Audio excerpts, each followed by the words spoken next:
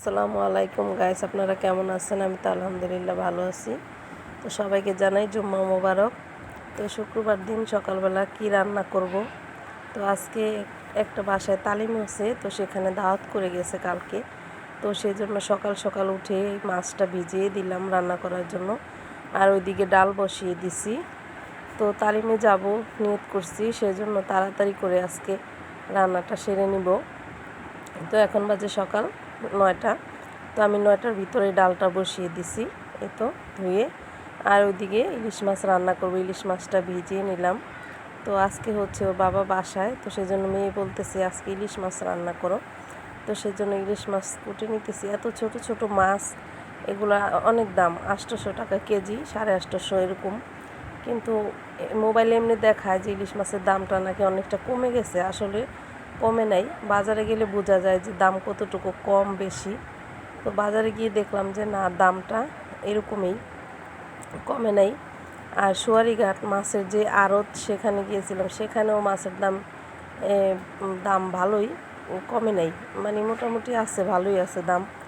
তো সেজন্য কি বলবো, সেখান থেকে কিছুটা মাছ এনেছিলাম কালকে। তো মাছের সাথে মিলিয়ে এই ইলিশ মাছ নিয়ে আসছিলাম অল্প করে। তো বের করে নিয়েছি, এখন এই 3টা রান্না করব।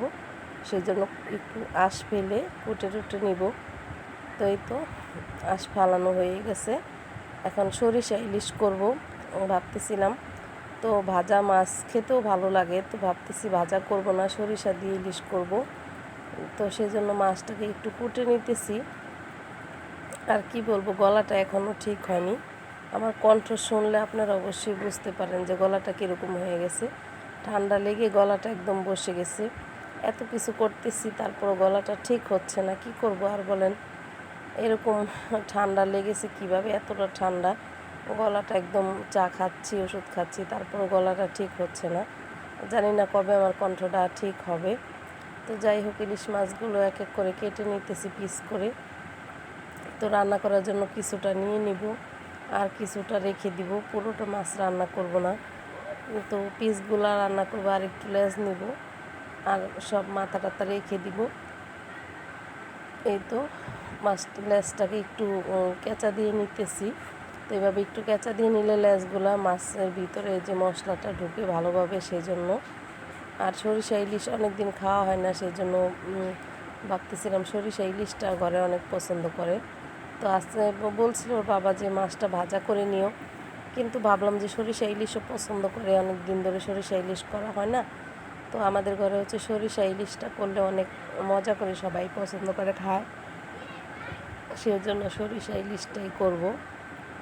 আর আমি সরিষা ইলিশটা করি, এত মজা হয় কি বলবো, সবাই একদম চেটে পুটে খায়। তো আজকে কিভাবে করব সরিষা ইলিশটা, সেটাই আপনাদের সাথে শেয়ার করব। অনেকে অনেক রকমভাবে করে, যার যেরকম ইচ্ছে।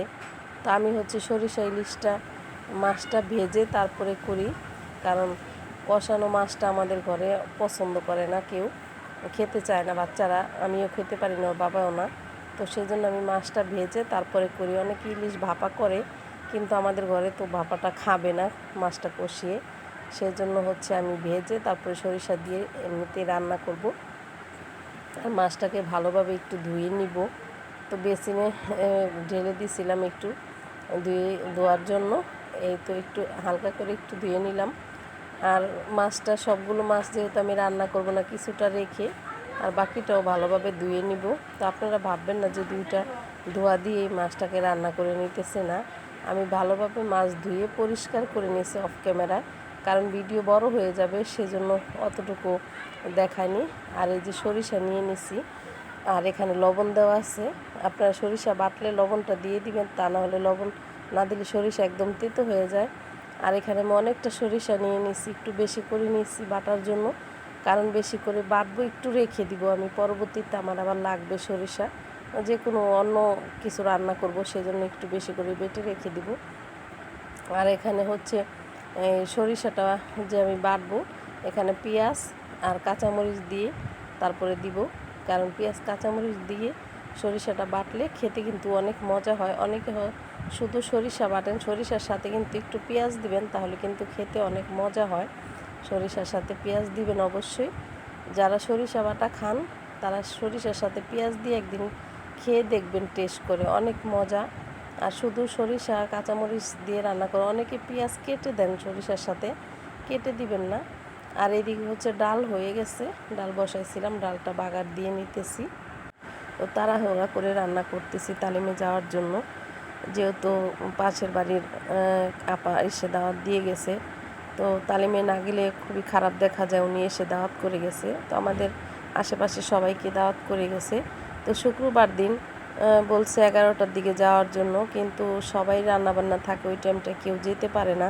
অনেকে বলতেছিল কিভাবে যাবে, তো জানি না কে কীভাবে যাবে। তো আমি হচ্ছে তাড়াহুড়া করে রান্না করতেছি, ভাবতেছিলাম এই মাছটা রান্না করে ডালটা রান্না করে হচ্ছে মেয়েকে ভাত দিয়ে যাব, যে তুমি ভাতটা রান্না করো, আমি এগুলো রান্না করে হচ্ছে চলে যাব।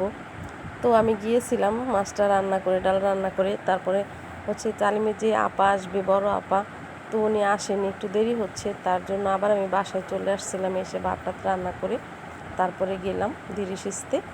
তো যাই হোক, তালিমে অনেক দিন পরে গেছি, খুবই ভালো লাগছে।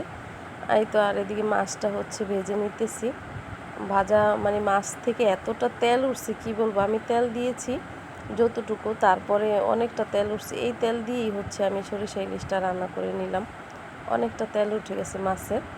তো ভিডিওটা দেখবেন, ভালো লাগলে শেয়ার করে দিবেন, লাইক দিবেন, সাবস্ক্রাইব দিবেন, আর পেজে দেখে থাকলে ফলো দিয়ে লাইক দিয়ে সাথেই থাকবেন। তো এই তো ইলিশ মাছটা দিয়ে দিতেছি এক এক করে।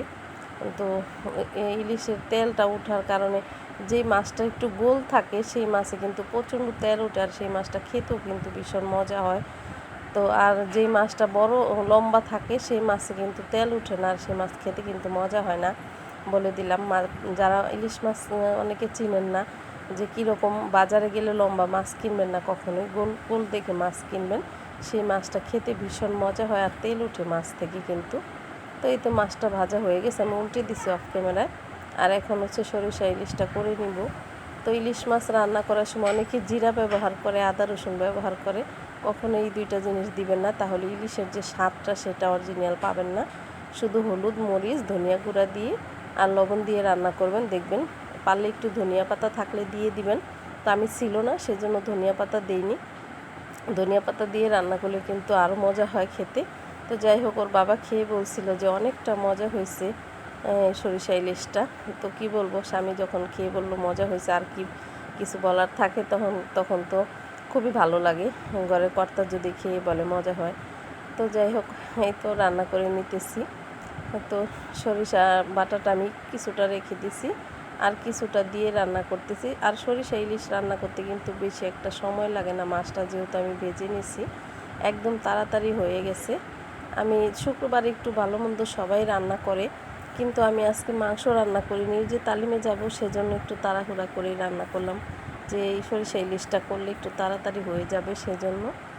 তো যাই হোক, এই সরিষাটা কষানো হয়ে গেছে, দেখুন কতটা তেল উঠছে সরিষা থেকে।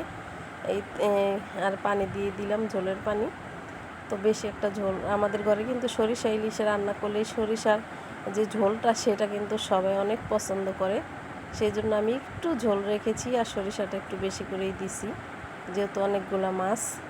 তারপরেও ঠান্ডা হলে কিন্তু ঝোলটা অনেকটা একদম চাকা চাকা হয়ে যায়, মানে একটু ঘন হয়ে যায়, খেতে ভালোই লাগে। তো সেই জন্য আমি একটু ঝোল রেখেছিলাম, একদম চাকা হয়ে গেছে, অতটা চাকা হয়নি, কিন্তু একটু থকথকে হয়ে গেছে, খুবই ভালো লাগছে খেতে।